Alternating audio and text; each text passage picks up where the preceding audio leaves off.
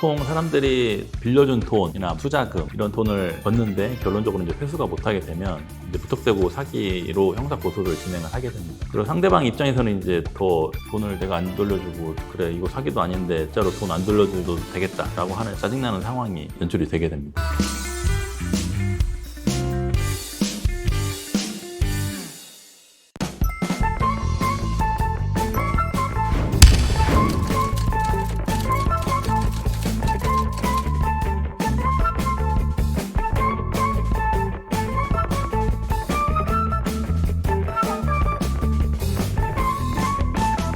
보통 사람들이 빌려준 돈이나 투자금 이런 돈을 걷는데 결론적으로 이제 회수가 못하게 되면 이제 무턱대고 사기로 형사 고소를 진행을 하게 됩니다. 경찰서에 온 사기 고소 사건들은 거의 무혐의 처분이 내려집니다. 그 얘기는 그냥 요건도 안 되는데 사기로 고소하는 경우가 되게 많다는 거죠. 그리고 상대방 입장에서는 이제 더 돈을 내가 안 돌려주고 그래 이거 사기도 아닌데 진짜로 돈 안 돌려줘도 되겠다라고 하는 짜증나는 상황이 연출이 되게 됩니다. 그래서 이제 이런 사태를 방지하기 위해서 사실상 이제 사기에 고소할 때는 사기죄의 요건이 되는지를 면밀하게 검토한 다음에 증거가 부족하면 고소 전에 증거를 좀 확보해 놓은 다음에 고소를 진행을 해야 됩니다. 이미 고소가 진행이 되고 난 다음에는 상대방도 이제 말을 아낄 거기 때문에 그렇게 상대방이 눈치채기 전에 증거를 확보해서 이제 고소를 진행을 해야 되는데 일단은 사기죄의 성립 요건이 뭔지를 정확하게 알고 대처를 하는 게 중요합니다. 사기라는 거는 상대방이 나를 기망을 해서 나의 재산을 내가 처분행위를 해서 이제 상대방 그 소유로 돌아가게 되는 이런 요건들이 필요합니다. 그래서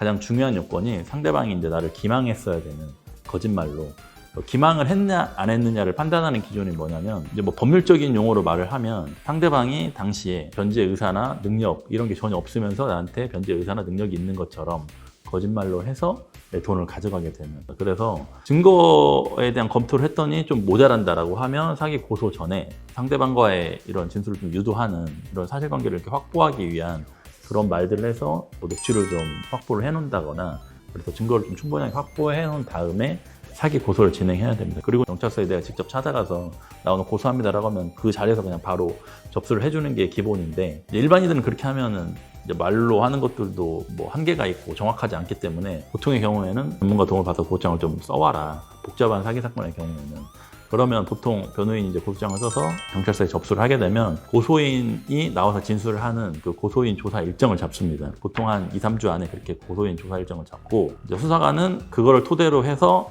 이러이러한 점이 사기인 것 같다라고 하면 그 피의자, 속인 사람, 그 사람한테 이제 연락을 해서 그 피의자로 소환을 해서 이제 피의자 신문을 하게 됩니다. 그게 한 2, 3주가 걸립니다. 그래서 얘기를 들어보니 사기가 맞는 것 같다라고 하면 바로 이제 어떤 처분을 할 거고 들어보니 이 사람 말도 맞는 것 같고 이 사람 말도 맞는 것 같다라고 하면 둘을 같이 불러서 대질 신문을 하게 됩니다. 그래서 검찰에서 사기가 맞다라고 생각이 들면 이제 사건을 검찰로 송치하게 됩니다. 우리나라에서는 경찰에서 수사한 사건들을 모두 다 검찰로 송치하게 돼 있습니다. 그래서 무혐의가 나더라도 그 처분은 마지막에 검사가 하는 거지 경찰이 무혐의 처분을 하는 게 아닙니다.